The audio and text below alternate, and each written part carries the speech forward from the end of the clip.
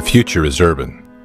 By 2030, urban areas are expected to grow by 1.4 billion, with that growth occurring almost entirely in the developing world. Cities will account for 60% of the world's population and 70% of the world's GDP. The urban environment will be the locus where drivers of instability will converge. It is the domain that by the year 2030, 60% of urban dwellers will be under the age of 18. The cities that grow the fastest will be the most challenged as resources become constrained and illicit networks fill the gap left by overextended and undercapitalized governments. The risk of natural disasters compounded by geography, climate changes, unregulated growth, and substandard infrastructure intersect to frustrate humanitarian relief. Growth will magnify the increasing separation between rich and poor. Religious and ethnic tensions will be a defining element in the social landscape. Stagnation will coexist with unprecedented development as impoverishment, slums, and shantytowns rapidly expand alongside modern high-rises, technological advances, and ever-increasing levels of prosperity. This is the world of our future. It is one we are not prepared to effectively operate within, and it is unavoidable.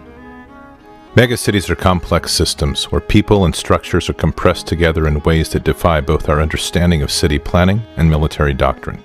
It is an ecosystem that demands a highly agile and adaptive force to successfully operate within. Infrastructures will vary radically, with concentrations of high-tech transportation, globally connected air and seaports, contemporary water, utilities, and waste disposal intermixed with open landfills, overburdened sewers, polluted water, and makeshift power grids. Living habitats will extend from the high-rise to the ground-level cottage to subterranean labyrinths, each defined by its own social code and rule of law.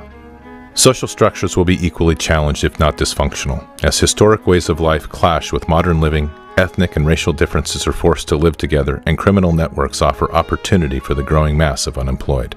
This becomes the nervous system of non-nation-state, unaligned individuals and organizations that live and work in the shadows of national rule. Where physical domains can be seen, digital domains will have limitless potential to breed and expand without limit. Digital security and trade will be increasingly threatened by sophisticated illicit economies and decentralized syndicates of crime to give adversaries global reach at an unprecedented level. This will add to the complexities of human targeting, as a proportionally smaller number of adversaries intermingle with a larger and increasing number of citizens. The scale and density of these domains is daunting.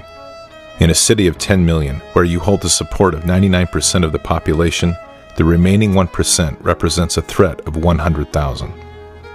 It is an environment of convergence, hidden amongst the enormous scale and complexity of the megacity. These are the future breeding grounds, incubators, and launching pads for adversaries and hybrid threats. Linked globally, these are man-made labyrinths that provide refuge and movement across the vast sections of these cities where alternate forms of governance have taken control. The advice of doctrine, from Sun Tzu to current field manuals, has provided two fundamental options. Avoid the cities, or establish a cordon to either wait out the adversary, or drain the swamp of non-combatants and engage the remaining adversaries in high-intensity conflict within.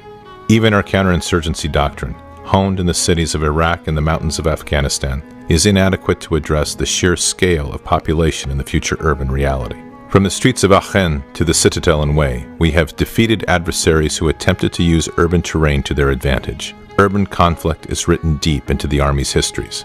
But in tomorrow's conflict, these megacities are orders of magnitude greater in complexity, and our current options do not meet strategic ends.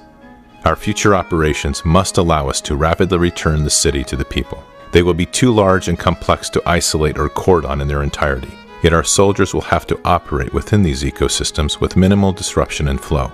Our current and past strategies can no longer hold. We are facing environments that the masters of war never foresaw. We are facing a threat that requires us to redefine doctrine and the force in radically new and different ways. The future Army will confront a highly sophisticated urban-centric threat that will require that urban operations become the core requirement for the future land force. The threat is clear. Our direction remains to be defined. The future is urban.